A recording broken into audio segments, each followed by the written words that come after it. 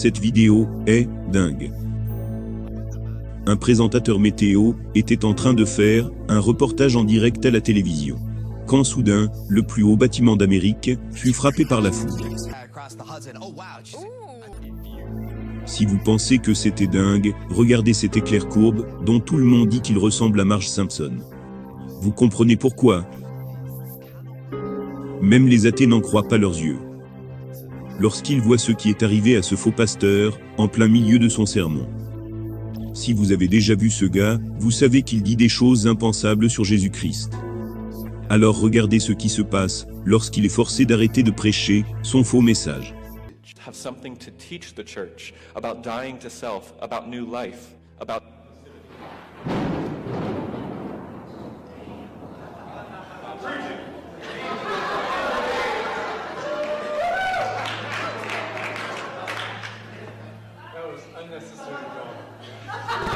That is not a sign of God's judgment, okay? Ok, je vais faire monter les enchères maintenant. Je demande à chaque personne, abonnée à cette chaîne YouTube, de répondre à cette question.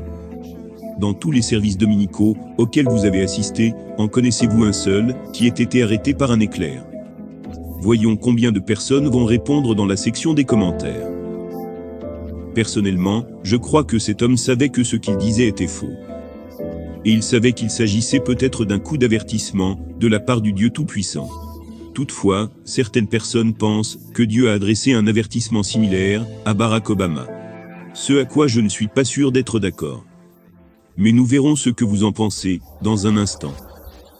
Mais tout d'abord, remarquez la réaction horrifiée de cet homme alors qu'il pose pour une photo lorsque la tour Eiffel est frappée par la foudre. Mais, avant de vous montrer l'éclair, dont certains pensent qu'il est lié à Obama. En tout premier lieu, vous devez jeter un coup d'œil sur ces deux autres éclairs, qui selon certains, pourraient être des avertissements de Dieu. Le 11 février 2013.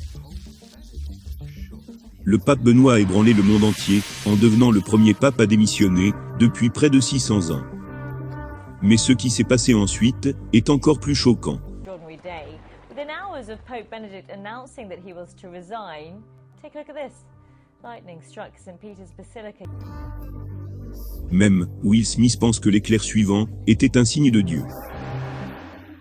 Vous avez probablement déjà vu ma vidéo sur le carnaval brésilien, où littéralement, des milliers de personnes se sont moquées de la Bible, de la manière la plus écœurante qui soit. Mais juste une semaine avant cet événement, dans la même ville de Rio de Janeiro, un éclair avait frappé la statue du Christ Rédempteur. Et certains ont suggéré qu'il s'agissait peut-être d'un avertissement de Dieu sur ce qui allait se dérouler. L'acteur mondialement connu Will Smith a d'ailleurs écrit ceci sur son fil Instagram. Ok, j'ai compris, je vais me redresser. En d'autres termes, il est temps de se repentir. Eh bien, que cet éclair vienne de Dieu ou non, il est toujours temps pour vous de vous repentir. Will Smith.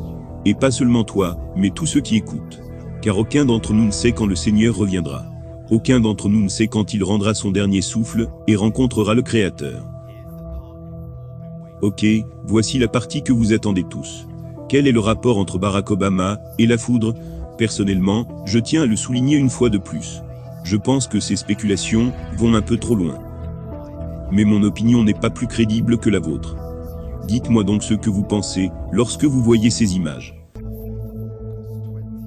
Le 4 août 2022, un éclair extrêmement puissant est tombé juste à côté de la Maison Blanche. Quel est donc le rapport avec Barack Obama? Savez-vous que le mot hébreu, qui désigne la foudre, est en fait le mot Barak? En fait, dans 2 Samuel, chapitre 22 verset 15, c'est le même mot que David utilise. Lorsqu'il décrit comment le Seigneur l'a délivré de ses ennemis, en utilisant la foudre. Pourquoi cela est-il important pour Barack Obama? Le 4 août est en fait son anniversaire. Encore une fois, je pense personnellement que la corrélation entre ces deux événements est un peu exagérée. Je ne vais pas mentir, je trouve intéressant qu'il y ait 2 autres personnes qui soient nommées par la foudre. Et non, je ne parle pas de ce gars-là. La Bible dit Jacques, fils de Zébédée, et Jean, frère de Jacques, auquel il donna le nom de Boanerges, qui signifie fils du tonnerre. Posons-nous donc la question évidente. Pourquoi Jésus a-t-il appelé ces deux hommes « fils du tonnerre » ? Le Christ parlait-il en fait de manière prophétique ? Vous voyez, plus tard ces deux hommes montreront qu'ils ont effectivement des qualités de fils du tonnerre. Un jour Jésus et ses disciples ont essayé d'entrer dans un village samaritain. Mais ils ont été brutalement rejetés. Comment ces deux hommes ont-ils réagi ?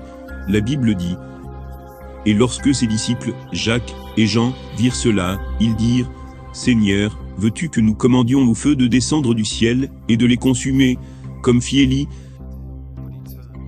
Mais il se tourna et les réprimanda, et dit « Vous ne savez de quel genre d'esprit vous êtes animés, car le Fils de l'homme n'est pas venu pour détruire les vies des hommes, mais pour les sauver. » Puis-je dire quelque chose de controversé ? Je crois que chaque chrétien dans le monde entier doit lire ce passage de la Bible lorsque nous regardons le monde dans lequel nous vivons aujourd'hui. Voyez-vous, Élie a été capable d'invoquer le feu du ciel. Lorsque les hommes du roi ont essayé de s'emparer d'Élie, il a commandé au feu de descendre, et il les a arrêtés immédiatement. Jacques et Jean voulaient donc ce même pouvoir. Ils voulaient cette même force, cette même capacité d'éliminer les Samaritains, qui refusaient d'accepter le message de Jésus-Christ. Et je me demande s'il y a des gens qui m'écoutent en ce moment et qui ont un désir similaire en eux. Je vais utiliser un mot très ancien. Jacques et Jean étaient zélés pour le Seigneur. Ils étaient zélés pour l'honneur de leur maître, le Seigneur Jésus-Christ. Et quand les Samaritains l'ont rejeté, cela les a vraiment blessés. Cela leur a brisé le cœur. De même, en tant que chrétiens, nous pouvons nous sentir brisés. Nous nous sentons zélés pour le nom du Seigneur quand nous voyons l'industrie musicale. Combien de fois ils se moquent du nom du Seigneur Jésus-Christ ? Comment ils traînent le nom du Christ dans la boue et font toutes sortes de choses abominables. Quand nous voyons les lois qui sont adoptées, quand la Bible est ignorée et qu'elle est jetée aux oubliettes, quand nous entendons les mensonges qui sont introduits dans l'esprit de nos enfants, et nous disons, si vous voulez enseigner cela à vos enfants, très bien. Mais mes enfants ont besoin de savoir qu'il y a un Dieu, qu'il y a le bien et le mal, que la parole de Dieu demeure, et quelle est notre autorité finale. Quand je regarde tout cela, je peux dire honnêtement, j'ai honte d'être un citoyen de cette terre. Parce que je crois que c'est un gros embarras pour celui qui l'a créé. La Bible montre que ceux qui n'ont pas Christ sont aveugles. Et tout comme nous recevons des grâces spéciales envers ceux qui sont aveugles autour de nous sur comment nous pouvons les aider, en tant que chrétiens, nous devrions également vouloir aider ceux qui sont aveugles et qui se moquent de notre Seigneur. Vous voyez, si les non-chrétiens pouvaient voir la douleur que nous portons, s'ils pouvaient voir le mal que cela nous cause quand nous voyons l'hymne nazique se moquer de la Bible. Quand nous voyons le carnaval du Brésil et tout ce qui se passe, je me demande s'ils le feraient vraiment. En tant que chrétiens, nous pouvons être tentés de prononcer des jugements. Mais il y a une chose que vous et moi oublions, lorsque nous commençons à penser de la sorte. Nous oublions que Dieu n'est pas un homme. L'homme est très prompt à prononcer des jugements. Mais Dieu a de la longanimité. Dieu est lent à la colère. La Bible dit, et c'est Dieu qui parle. Je n'agirai pas selon mon ardente colère. Je renonce à détruire Éphraïm. Car je suis Dieu, et non pas un homme. Les Écritures disent aussi, « Dis-leur, aussi vrai que je suis vivant, le Seigneur, l'Éternel, le déclare. Je ne prends aucun plaisir à la mort du méchant. Mais je désire qu'il abandonne sa mauvaise conduite, et qu'il vive. Détournez-vous donc de votre mauvaise conduite. Pourquoi devriez-vous mourir, gens d'Israël ? Oh, mon cher et précieux frère en Christ. La prochaine fois que vous ressentirez ces frustrations, ces douleurs, en regardant la rébellion flagrante des peuples du monde, s'il vous plaît, écoutez les paroles du Seigneur Jésus-Christ qui dit doucement. Le Fils de l'homme n'est pas venu pour détruire la vie des hommes, mais pour les sauver. Et si vous n'êtes pas encore chrétien, si vous êtes assis sur la palissade en ce moment, je me demande à quoi vous pensez. Je veux dire, qu'est-ce que cela vous fait, lorsque vous entendez parler de l'amour abondant que Dieu a pour vous? Qu'est-ce que cela vous fait, quand vous entendez ce message, que Dieu ne veut pas vous détruire, mais qu'il veut vous sauver? Jésus-Christ n'est pas venu pour apporter la destruction, mais pour sauver des hommes et des femmes de leurs péchés. Certains d'entre vous, vous regardez mes vidéos semaine après semaine. Et pourtant vous n'avez toujours pas pris de décision pour le Christ. vous n'êtes pas encore venu au Seigneur Jésus-Christ et n'avez pas reçu ce pardon. Parce qu'aujourd'hui, Jésus vous tend les bras. Et il veut vous attirer, tout doucement à lui. Il veut vous attirer dans des bandes d'amour, avec des cordes de douceur. La question que vous devez vous poser est la suivante. Pourquoi Jésus-Christ est-il allé sur la croix? Vous savez qu'il disposait d'une foule d'anges, à qui il aurait pu ordonner, d'un simple claquement de doigts, de le faire descendre de la croix. Alors pourquoi est-il resté sur la croix? Pourquoi a-t-il accepté les clous, la couronne d'épines, le crachat, les écorchures, les moqueries? Il y a une raison, et une seule, pour laquelle le Christ est resté sur la croix. C'est l'amour qui l'a retenu. C'est l'amour qu'il avait pour vous. Parce qu'il savait que la croix était le seul moyen pour vous d'être pardonné. Il savait que son sang était la seule chose qui effacerait vos péchés. Qui vous donnerait un nouveau départ, un nouveau commencement. Je crois aussi que c'est l'amour qui a ressuscité le Seigneur Jésus-Christ d'entre les morts. Après qu'il soit mort, il fut mis dans cette tombe. Je crois que c'est par l'amour que la puissance de Dieu l'a ressuscité d'entre les morts. Il peut donc maintenant se tenir devant vous. Jésus-Christ est vivant.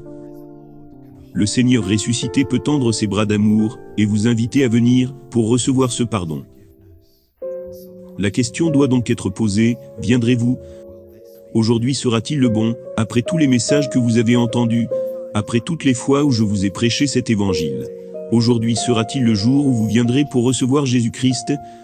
Ou choisirez-vous la destruction?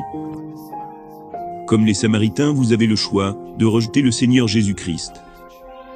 Allez-vous choisir la destruction ou la vie? Car vous savez, il y a un jour où la miséricorde sera retranchée. Si vous avez passé toute votre vie à dire « Non, non, non, non, je ne veux pas de toi Seigneur Jésus-Christ. Je ne veux pas de toi ». Lorsque vous vous tiendrez devant lui, il vous dira « C'est très bien, je respecte ta décision de passer l'éternité loin de moi. » Les amis, s'il vous plaît, ne soyez pas l'homme ou la femme qui se contente de rester dans sa tombe alors que Jésus aurait pu le retirer. Alors que Jésus vous aurait fait sortir de votre péché et vous aurait sauvé. Soyez l'homme sage ou la femme sage qui voit une bonne chose et qui sait quand elle lui arrive en plein visage. Le pardon des péchés et l'amour de Dieu peuvent être tout de suite les vôtres. Vous pouvez les recevoir. Et vous savez quoi, quand tout le monde passera, vous aurez Dieu. Dieu m'aime toujours, moi un pécheur comme moi. Savez-vous que la Bible parle d'un ange déchu? Un ange qui est tombé du ciel comme un éclair. Si vous pensez pouvoir supporter la vérité sur cet ange et sur l'industrie musicale, regardez cette vidéo tout de suite.